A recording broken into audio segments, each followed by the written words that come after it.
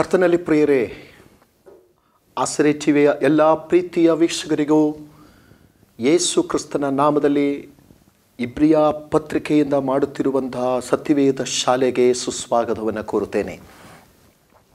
ನೀವು ಸಂತೋಷವಾಗಿದ್ದೀರಿ ಎಂಬುದಾಗಿ ಕರ್ತನಲ್ಲಿ ನಾನು ಭಾವಿಸುತ್ತೇನೆ. ದೇವರ ಕೃಪೆ, ಕರ್ತನ ಕರುಣೆ ನಮ್ಮನ್ನು ಸದಾ ಕಾಯುತ್ತಿದೆ, ನಮ್ಮನ್ನು ಪರಿಪಾಲಿಸುತ್ತಿದೆ. ದೇವರ ವಾಕ್ಯದ ಅಧ್ಯಯನಕ್ಕಾಗಿ ನಮ್ಮ ಮುಂದಿನ ಸಮಯವನ್ನು ನಾವು ಪ್ರತ್ಯೇಕಿಸೋಣ. ಕರ್ತನಾದ ಯೇಸು ಕ್ರಿಸ್ತನ ವಿಶೇಷತೆಯ ಕುರಿತಾಗಿ ದೂತರುಗಳಿಗಿಂತಲೂ ಪ್ರವಾದಿಗಳಿಗಿಂತಲೂ ಶ್ರೇಷ್ಠನಾದ ಯೇಸು ಕ್ರಿಸ್ತನ ವಿಷಯವಾಗಿ ನಾವು ಕಳೆದ ಅನೇಕ ಸಂಚಿಕೆಗಳಿಂದ ನಾವು ದೇವರ ವಾಕ್ಯ ಅಧ್ಯಯನ ಮಾಡುತ್ತಿದ್ದೇವೆ. ಕಡೆಯದಾಗಿ ನಾವು ಹೋದ ಸಂಚಿಕೆಯಲ್ಲಿ ತಿಳಿದುಕೊಂಡ ದೇವರ ವಚನದ ಭಾಗ ಇಬ್ರಿಯ ಪತ್ರಿಕೆ 1:11-12 ವಾಕ್ಯಗಳ ಆಧಾರದಲ್ಲಿ ಆಗಿತ್ತು. ಆ ವಾಕ್ಯಗಳಲ್ಲಿ ವಿಶೇಷವಾಗಿ ನಾವು ನೋಡಿರುವಂಥದ್ದು ದೇವರ ವಾಕ್ಯ ಸ್ಥಿರವಾಗಿರುತ್ತದೆ, ದೇವರ ವಚನ ಸ್ಥಿರವಾಗಿರುತ್ತದೆ.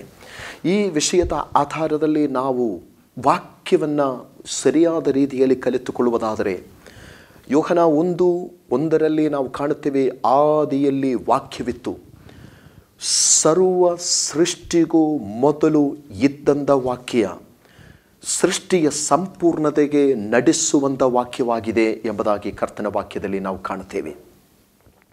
ದೇವರು ಒಂದು ಕಾರ್ಯವನ್ನು ಪ್ರಾರಂಭಿಸಿದರೆ ಆ ಕಾರ್ಯವನ್ನು ಆತನೇ ಪೂರ್ತಿಗೊಳಿಸುತ್ತಾನೆ ಎಂಬ ಧೈರ್ಯ ಇವತ್ತು ದೇವರನ್ನು ನಂಬುವ ವಿಶ್ವಾಸಿಗಳಾದ ನಿಮಗೆ ಕರ್ತನು ಕೊಡ್ತಾ ಇದ್ದಾನೆ.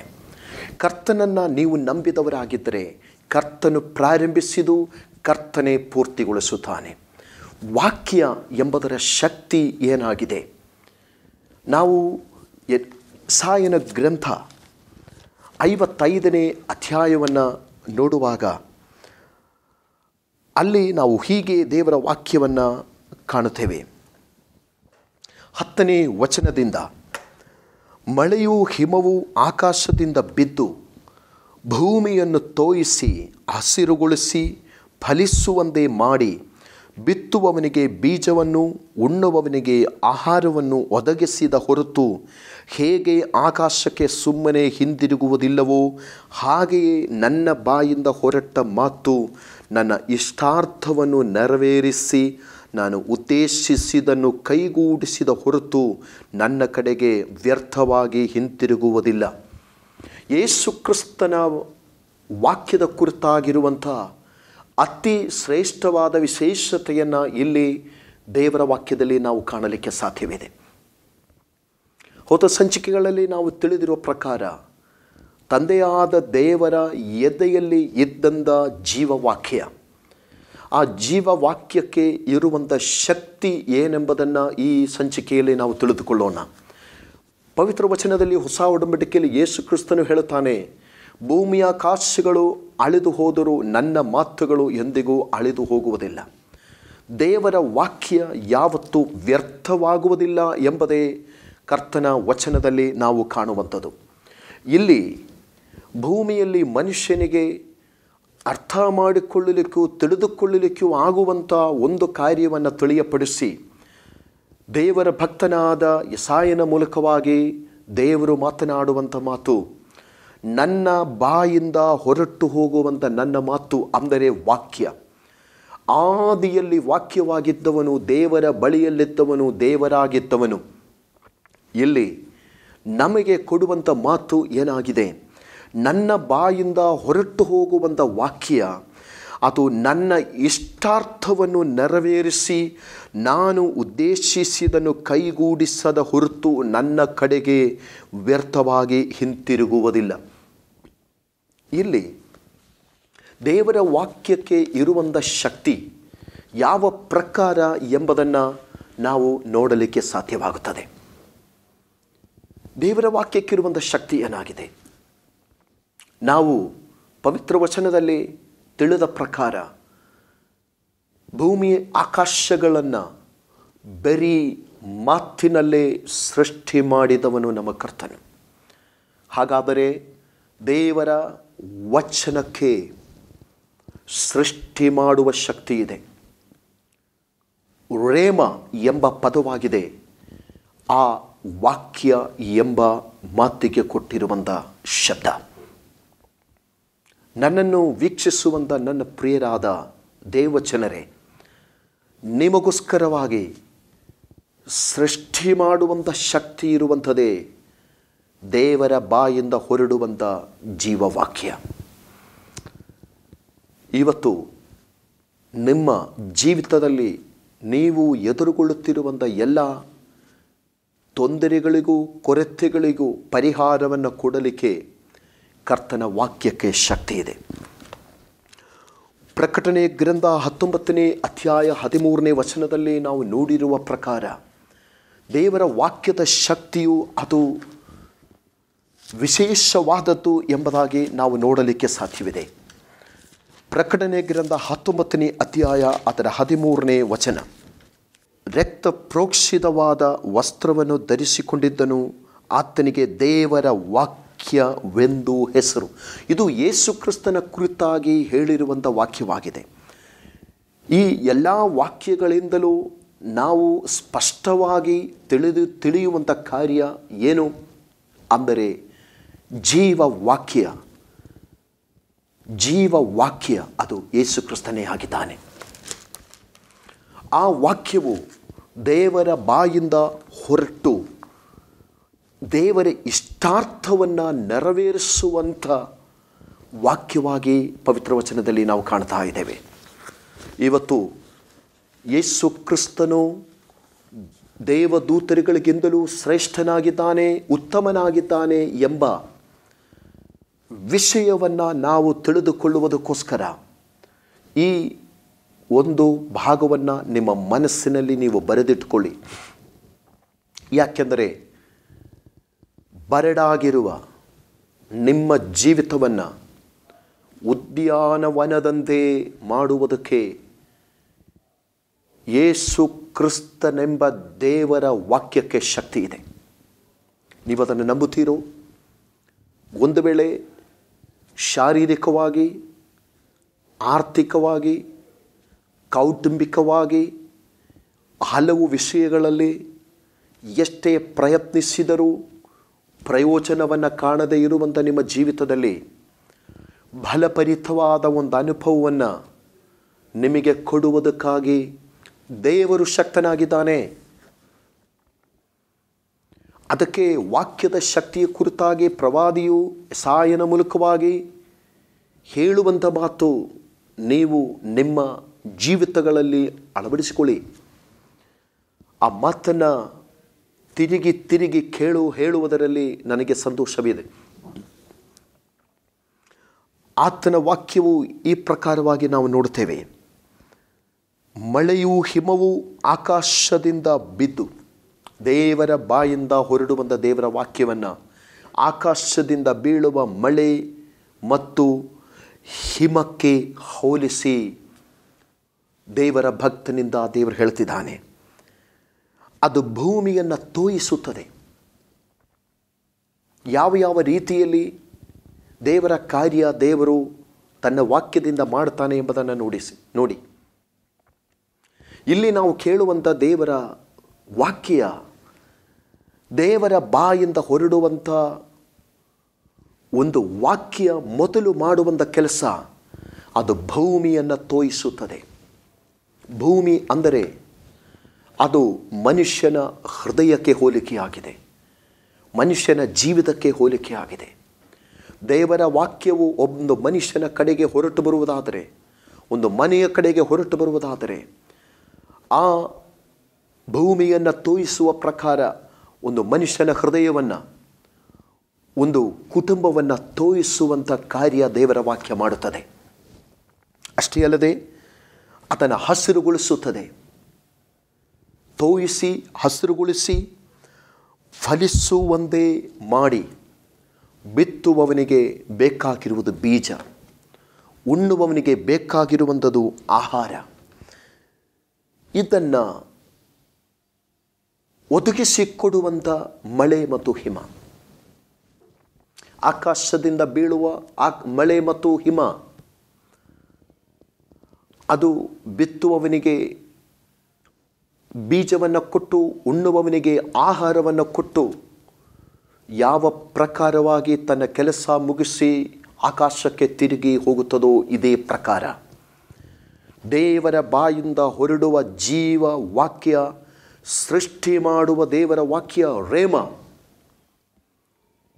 ಇವತ್ತು ನಾನು ಮಾತನಾಡುತ್ತಿರುವಾಗಲೇ ನೀವು ನಂಬುವವರಾಗಿದ್ದರೆ ಈ ಸತ್ಯ ವೇದ ಶಾಲೆಯ ಮೂಲಕವಾಗಿ, ಈ ಅಧ್ಯಯನದ ಮೂಲಕವಾಗಿ ಬರಡಾಗಿರುವ ನಿಮ್ಮ ಜೀವಿತಗಳಲ್ಲಿ, ನಿಮ್ಮ ಜೀವಿತವನ್ನು, ನಿಮ್ಮ ಕುಟುಂಬವನ್ನು ತೋಯಿಸಿ, ಆತನ ಹಸಿರುಗೊಳಿಸಿ, ಆತನ ಫಲಿಸುವಂತೆ ಮಾಡಿ, ಬಿತ್ತುವವನಿಗೆ ಬೀಜ, ಉಣ್ಣುವವನಿಗೆ ಆಹಾರವನ್ನು ಕೊಟ್ಟು ಕಳುಹಿಸಲ್ಪಟ್ಟ ಉದ್ದೇಶವನ್ನು ನೆರವೇರಿಸುವ ಮಳೆ ಹಿಮದಂತೆ ದೇವರ ವಾಕ್ಯ.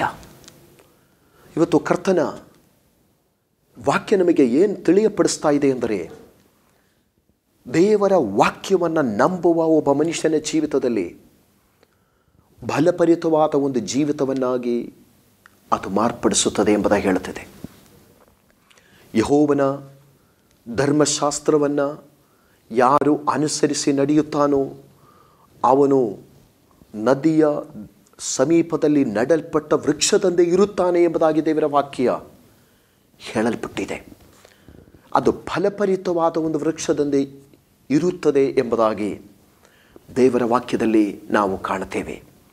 ಇದೇ ಪ್ರಕಾರ ದೇವರ ವಾಕ್ಯವನ್ನು ನಂಬುವ, ದೇವರ ವಾಕ್ಯದಲ್ಲಿ ಭರವಸೆ ಇಡುವಂಥ ನಿಮ್ಮ ಜೀವಿತದಲ್ಲಿ ಕೆಲವೊಂದು ಸೃಷ್ಟಿಗಳನ್ನು ಮಾಡುವುದಕ್ಕೆ ದೇವರ ವಾಕ್ಯ ಶಕ್ತವಾಗಿದೆ.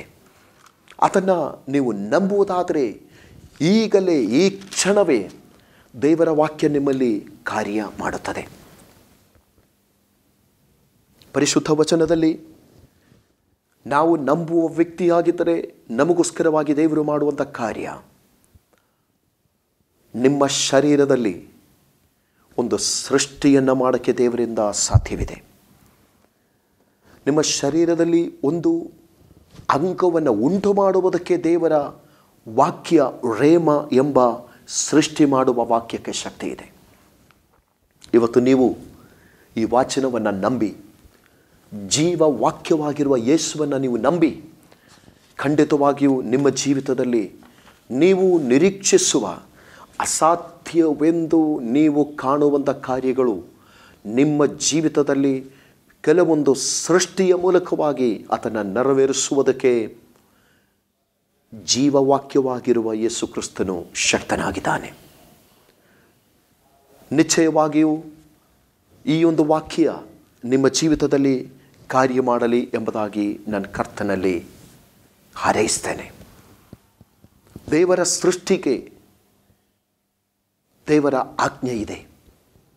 ಯೋಬನ ಪುಸ್ತಕವನ್ನು ನಾವು ನೋಡುವಾಗ ಭೂಮಿಗಿಂತಲೂ ಹೆಚ್ಚಾಗಿರುವಂಥ ಸಮುದ್ರಕ್ಕೆ ದೇವರು ಕೊಟ್ಟಿರುವ ಒಂದು ಅಪ್ಪಣೆಯನ್ನು ಯೋಬನ ಪುಸ್ತಕದಲ್ಲಿ ನಾವು 38ನೇ ಅಧ್ಯಾಯ 11ನೇ ವಚನದಲ್ಲಿ ನೋಡಬಹುದು. ದೇವರು ಸೃಷ್ಟಿ ಮಾಡಿದಂಥ ಸಮುದ್ರಕ್ಕೆ ದೇವರು ಕೊಟ್ಟಿರುವ ಆಜ್ಞೆ, ದೇವರ ವಾಕ್ಯ ಕೊಟ್ಟಿರುವಂಥ ಆಜ್ಞೆ ಏನೆಂದರೆ, ಈ ದಡದವರೆಗೂ ನೀನು ಬರಬಹುದು, ಕೇವಲ ಮರಳಿನಿಂದ ಮೇರೆಯನ್ನು ಹಾಕಿ ಸಮುದ್ರಕ್ಕೆ ದೇವರು ಕೊಟ್ಟ ಅಪ್ಪಣೆ, ಇದನ್ನು ದಾಟಿ ನಿನ್ನ ಮೇಲೆ ಬರಬಾರದು.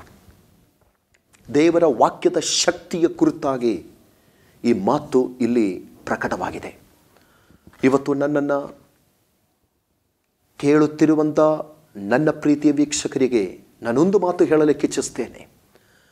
ನೀವು ಯಾವುದನ್ನಾದರೂ ಭಯಪಡುವ ವ್ಯಕ್ತಿಯಾಗಿದ್ದರೆ, ಅದು ರೋಗವಾಗಲಿ, ಅದು ಸಮಸ್ಯೆಗಳಾಗಿರಲಿ, ಅದು ವ್ಯಕ್ತಿಗಳಾಗಿರಲಿ, ಶಕ್ತಿಗಳಾಗಿರಲಿ, ಯಾವುದನ್ನಾದರೂ ನೀವು ಭಯಪಡುವ ವ್ಯಕ್ತಿಯಾಗಿದ್ದರೆ ಇವತ್ತು ಕರ್ತನ ವಾಕ್ಯವು ನಿಮಗೆ ಭರವಸೆ ಕೊಡ್ತಾ ಇದೆ.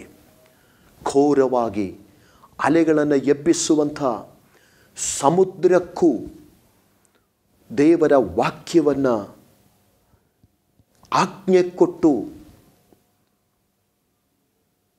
ಬರೀ ಮರಳಿನಿಂದ ಎಲ್ಲಿಯ ತನಕ ನೀನು ಬರಬಹುದು ಎಂಬ ಆಜ್ಞೆ ಕೊಟ್ಟು ಸಮುದ್ರವನ್ನು ಕೂಡ ನಿಲ್ಲಿಸುವಂಥ ಅಧಿಕಾರ ಇರುವಂಥ ದೇವರ ವಾಕ್ಯ.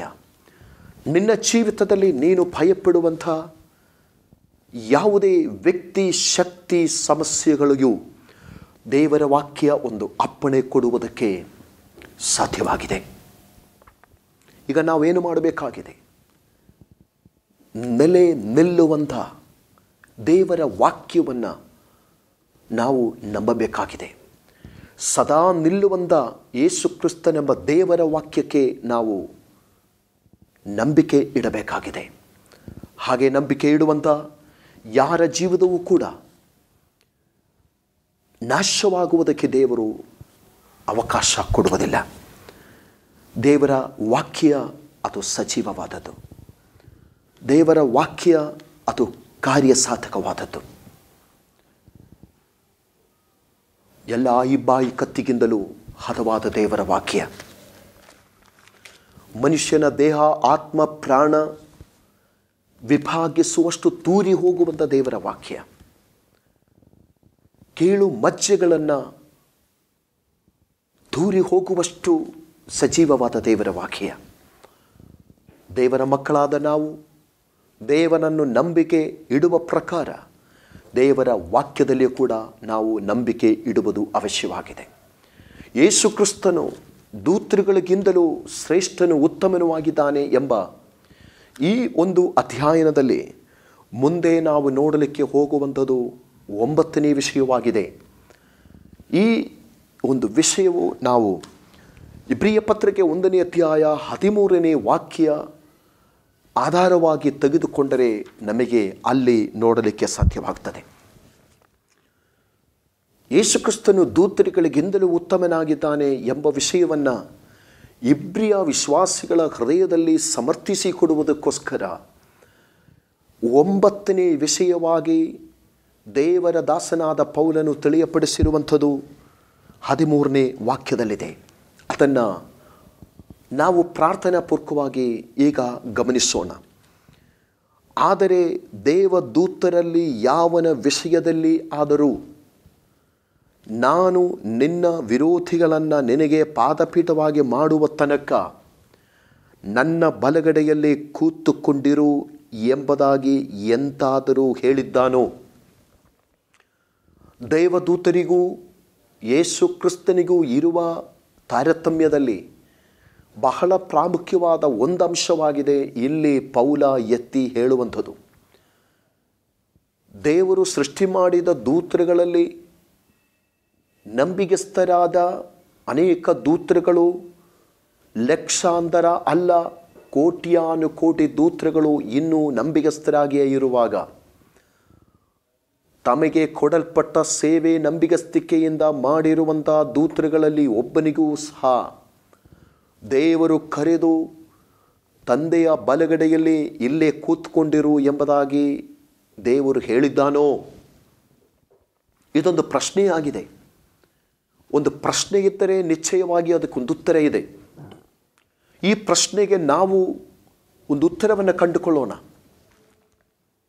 ಪವಿತ್ರ ವಚನದಲ್ಲಿ ನೀವು ಹುಡುಕಿ ನೋಡಿ, ಯಾವ ದೂತನಿಗಾದರೂ ನಿನ್ನ ವಿರೋಧಿಯನ್ನು ನಿನಗೆ ಪಾದಪೀಠವನ್ನಾಗಿ ಮಾಡುವ ತನಕ ನನ್ನ ಬಲಗಡೆಯಲ್ಲಿ ಕೂತಿರು ಎಂಬುದಾಗಿ ಯಾವುದಾದರೂ ದೂತನಿಗೆ ದೇವರು ಹೇಳಿದ್ದಾನೋ?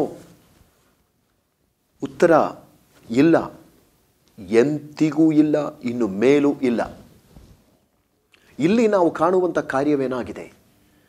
ಯೇಸು ಕ್ರಿಸ್ತನಿಗೂ ದೂತರಿಗೂ ಮಧ್ಯದಲ್ಲಿ ಇರುವ ತಾರತಮ್ಯದಲ್ಲಿ ದೂತರುಗಳಿಗಿಂತ ಎಷ್ಟೋ ಉನ್ನತ ಸ್ಥಾನದಲ್ಲಿ ಇದ್ದಾನೆ ಯೇಸು ಕ್ರಿಸ್ತನು ಎಂಬುದನ್ನು ನಾವಿಲ್ಲಿ ಕಾಣ್ತಾ ಇದ್ದೇವೆ. ಆ ವಾಕ್ಯವನ್ನು ಗಮನಿಸುವಾಗ ನಮಗೆ ಯೇಸು ಕ್ರಿಸ್ತನ ಮೇಲೆ ಇನ್ನಷ್ಟು ಅಭಿಮಾನ ಹೆಚ್ಚುತ್ತದೆ. ಯೇಸು ಕ್ರಿಸ್ತನ ಮೇಲಿರುವ ನಮ್ಮ ಆರಾಧನೆ ಇನ್ನಷ್ಟು ಹೆಚ್ಚುತ್ತದೆ. ಕಾರಣ ದೇವ ದೂತರಲ್ಲಿ ಯಾವನ ವಿಷಯದಲ್ಲಿ ಆದರೂ ನಾನು ನಿನ್ನ ವಿರೋಧಿಗಳನ್ನು ನಿನಗೆ ಪಾದಪೀಠವಾಗಿ ಮಾಡುವ ತನಕ ನನ್ನ ಬಲಗಡೆಯಲ್ಲಿ ಕೂತ್ಕೊಂಡಿರು ಎಂಬುದಾಗಿ ಎಂತಾದರೂ ಹೇಳಿದಾನೋ? ಯಾವತ್ತೂ ಹೇಳಲಿಲ್ಲ. ದೇವದೂತರುಗಳಲ್ಲಿ ಎಲ್ಲರೂ ನಂಬಿಗಸ್ತರಾಗಿಯೇ ಇನ್ನೂ ಅನೇಕರು ಉಳಿದಿದ್ದಾರೆ. ಆದರೆ ಯಾವ ದೂತನಿಗೂ ಕೂಡ ತಾನು ಮಾಡಬೇಕಾದ ಸೇವೆಯನ್ನು ಮಾಡಿ ಮುಗಿಸಿದ ಮೇಲೆ ಬಾ ಇಲ್ಲೇ ಕೂತ್ಕೊಂಡಿರು ಎಂಬುದಾಗಿ ದೇವರು ಹೇಳಲಿಲ್ಲ. ಆದರೆ ಒಬ್ಬನಿಗೆ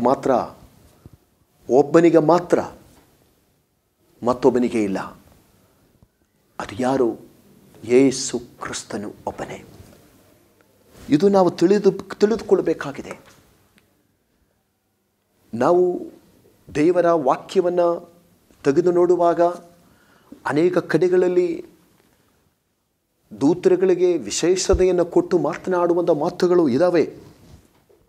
ಆದರೆ ಗಾಳಿಯನ್ನು ಎಂಬಂತೆ ಉಪಯೋಗಿಸಿದ ದೇವದೂತರುಗಳಿಗೆ ಅವರ ಸೇವೆಯ ನಂತರ, ಅವರು ಮಾಡಿದ ಸೇವೆಯ ನೆರವೇರಿಸಿದ ನಂತರ ದೇವರು ಅವರಿಗೆ ಬಾ ಕೂತ್ಕೋ ಎಂದು ಹೇಳಿ ಯಾವನಿಗೂ ತನ್ನ ಬಲಗಡೆಯಲ್ಲಿ ಕೂರಿಸಿಲ್ಲ.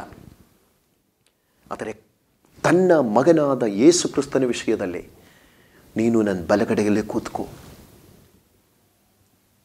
ನಿನ್ನ ವಿರೋಧಿಗಳನ್ನು ನನಗೆ ಪಾದಪೀಠವಾಗಿ ಮಾಡುವ ತನಕ ನೀನು ನನ್ನ ಬಲಗಡೆಯಲ್ಲಿ ಕೂತ್ಕೋ.